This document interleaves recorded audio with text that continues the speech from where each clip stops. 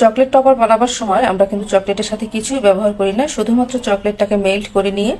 তো chocolate melt করতে গিয়ে কিন্তু বাটিতে দেখা যায় অনেক চকলেট লেগে থাকে, শেষে কিন্তু সেটা একদম ভালোভাবে নেওয়াও যায় না, চকলেটগুলো কিন্তু অনেকটা ফালানোও যায়। তো সেজন্য আমি যে কাজটা সবসময় করি, আসলে সবসময় না, যখন আমার অল্প কিছু টপারের প্রয়োজন হয় তখন যেটা করি, একটা পাইপিং ব্যাগের ভিতরেই আমি সরাসরি চকলেটটা ঢুকিয়ে নিই, যতটুকু চকলেট আমার প্রয়োজন। তারপরে একটা ফুটন্ত পানির পাত্র নিই, যে পাত্রে পানিটা একদম ফুটন্ত থাকে, সেই পানির পাত্রে যে ভিডিওতে দেখানো প্রসেস অনুযায়ী এভাবে পাইপিং ব্যাগটাকে চুবিয়ে চুবিয়ে একটা কাঠি দিয়ে নেড়ে নেড়ে ভালোভাবে চকলেটটা মেল্ট করে নিতে হবে।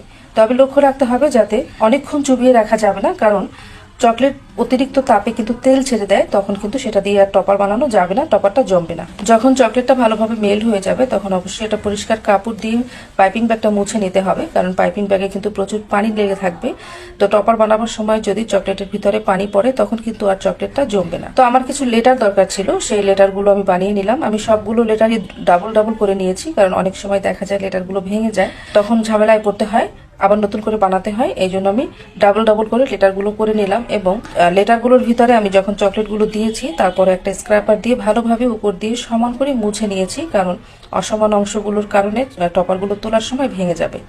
আর এখানে আমার কিছু লাভ শেপের চকলেট ছিল, তো আমি সেগুলো বানিয়ে নিচ্ছি। আমি হাফ হাফ করে ভরছি, দেখতেই পাচ্ছেন, কারণ আসলে এই অর্ডারটায় কোনো টপার দেওয়ার কথা না, আমি নিজে থেকে দিচ্ছি, যেমন অর্ডার সেই বুঝে আমি আর কি কাজ করার চেষ্টা করি, সুন্দরের জন্য দিচ্ছি। তবে এগুলো অনেক ভারী, এখন যে আমি হাফ করে দিয়েছি তাতেও কিন্তু ভারী কম হয়নি।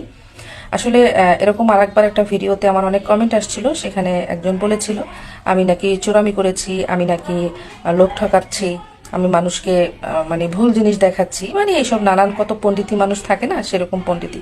আরে ভাই, আমার অর্ডার, আমার কাজ, আমি আমার কাজ বুঝেই তো আমি কাজ করবো, তাই না?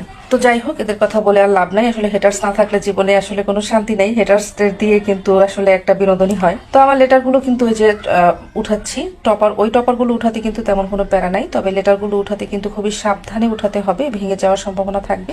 এটা আমি ভালোভাবে উঠিয়ে নিচ্ছি।